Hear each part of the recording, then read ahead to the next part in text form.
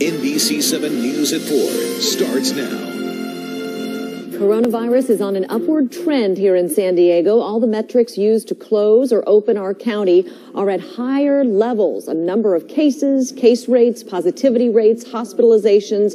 Unfortunately, health leaders say it is only going to get worse, yet there are still many unvaccinated. Good afternoon. I'm Monica Dean. I'm Mark Mullen. Catherine has a day off. Well, let's start by looking at the current numbers. Almost 2 million eligible San Diegans are fully vaccinated.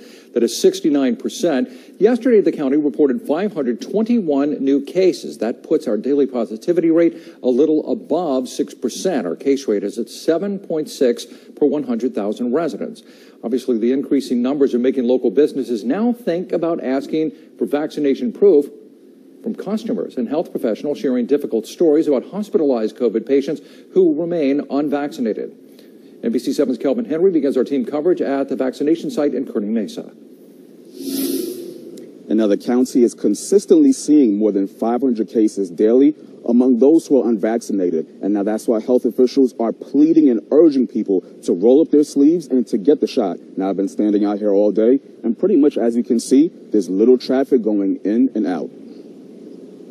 Why now so late is because I've been working so hard, and when I got home, I'm tired. That's San Diego resident Richard Cardenas giving his reason of why he is getting vaccinated now and not much earlier. It was something that it was on the back of my mind, but now that I'm coming in more contact with more people, maybe want to go to see the San Diego Padres, the baseball game, and Tatis and all that, I wanted to make sure that I'm ready. And while getting ready to get out in the crowd, motivated Richard Cardenas, from the looks of it, is not doing the same for others. Cases keep going up, and despite the Delta variant taking hold, the site NBC 7 visited today looks like this, over and over again. I was actually surprised at how little people there were there. I know that on the news they're saying that the hype of it has kind of died down a lot. There's less people being vaccinated, so I was a little shocked to see that there wasn't really anybody in there. According to San Diego County, almost 2 million San Diegans are fully vaccinated, which is 69% of those eligible. Vaccine hesitancy has public officials concerned that we won't reach herd immunity and could be dealing with COVID for a long while if people don't get a shot. Local resident Gabby Cardonas says it was just overwhelming in the beginning, and that's why she's here now to get her shot. I honestly wanted to wait for it to kind of die down. It was really big seeing everyone kind of getting vaccinated right when it was first available, and it was kind of overwhelming, so I kind of wanted to wait for it to calm down a bit.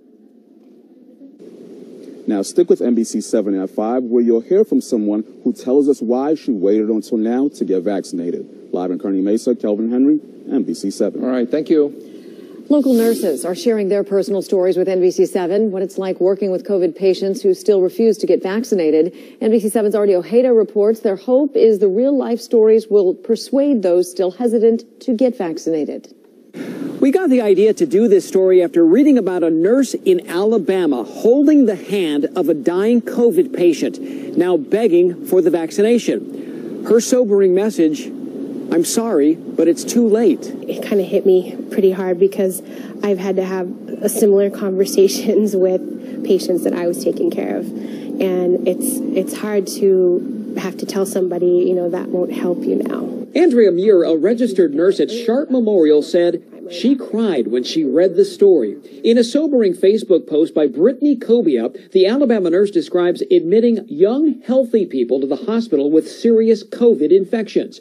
One of the last things they do before they're intubated is beg me for the vaccine. When I call time of death, I hug their family members and I tell them the best way to honor their loved ones is to get vaccinated. They cry. They thought it was a hoax. A lot of us have experienced some variation of that story, those of us working in hospitals during the past year. Here in San Diego, Andrea Muir recalls the story of an unvaccinated man whose oxygen levels were dropping, nurses trying desperately to help him. COVID's not even real, and, you know, he was just using all of his energy to argue with us about this thing being real while it was literally killing him. Muir, like other nurses, are sharing their stories in an effort to persuade people to get vaccinated. She's seeing the uptick of COVID cases at Sharp. The difference this time, most are not being hospitalized, at least not yet. Please get your shot. If that's all you can do to help this pandemic, please do it. And you're going to help countless others prevent them from getting exposed and possibly getting ill, not to mention yourself and your family. As for that post from the Alabama nurse, she also says she's made a lot of progress encouraging people to get vaccinated. Artie Ojeda, NBC 7. Coming up on the news at 6, Artie talks to another nurse who actually contracted COVID and is still recovering. His personal story, an effort to persuade people to get vaccinated. The rise in cases also has some California bars and restaurants requiring people to show proof of vaccination or a negative COVID test to be a customer. It is mostly happening in L.A. County, but is it something we might see here? NBC 7's Dana Griffin joins us now from Kearny Mason. Dana, what are some of these restaurant owners and customers telling you today about this? You know, Mark, most of the customers say they support this idea, but the business owners I spoke with say they don't want to take on this added burden, and they worry that this could actually hurt business.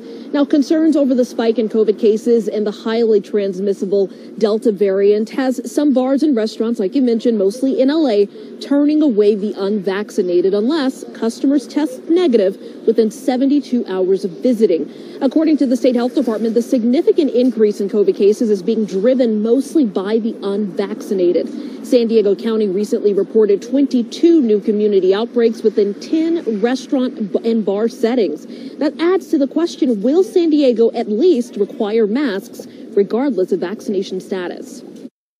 As we've seen the cases rise, we know that, that there's definitely possibilities coming, like an additional mask mandate or other protocols put in place to just re-protect us. We are not yet requiring people to bring their vaccination cards. We are still going off of the honor system. A lot of the customers still are wearing masks on their own choosing, those who have been vaccinated as well. So instead of turning customers away, this restaurant owner is just asking people to get the shot or keep your mask on. And coming up at 6, we have more reaction from customers. I'm Dana Griffin, NBC 7. All right, we'll check back. Thanks, Dana. The White House is boosting funding for COVID testing as infections continue to rise across the country. The Biden administration said it is spending $1.6 billion to make COVID testing more accessible in high-risk settings, including prisons and homeless shelters. The CDC said more than 97% of patients hospitalized with COVID in the U.S. are unvaccinated, as well as nearly 100% of those who've died. But infections are also rising among those who are fully vaccinated. Still, health officials insist vaccinations are the only way to beat COVID-19. By no means does that mean that you're dealing with an unsuccessful vaccine. The success of the vaccine is based on the prevention of illness.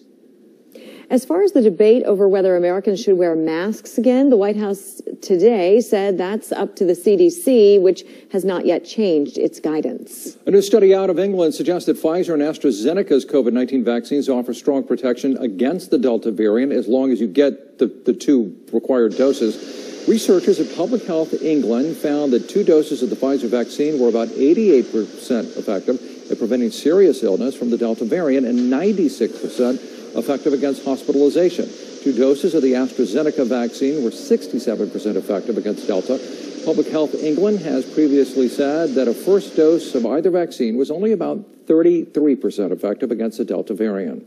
Time now for a check on your first alert weather forecast. Here's Dagmar. That monsoonal moisture is stirring up again. It is. So if you've been anywhere in the county, it doesn't matter whether you're to the north, south, east, or west, anywhere along the borders of San Diego County, you're looking up over the mountains, and through our hazy skies that have a lot of humidity in them, you are seeing those swelling storms. So it's more than just the cumulus. We have the cumulonimbus, the pop-up thunderstorm. So we're ending up watching at the moment. We did have a flash flood watch in effect for just the very, very southeast corner of San Diego County. So there it is, just kind of what's been spinning up in through the county, looking at particular cells at the moment, one over Ocotillo and the others just along those desert slopes of the San Diego County mountains, ending up looking at potential updraft within those storm cells. And that means that there is a chance of hail with this particular cell that's way off to the south and southeast, but traveling towards San Diego County. So if that holds together, we could be seeing just a little bit of hail within the county itself. At the moment, just to our north and just to our east. But also seeing these echo tops. They've been really high. This particular one just over Ocotillo, that just a few few moments ago was topping out at 53,000 feet. So also, there's been a lot of lightning associated with these. So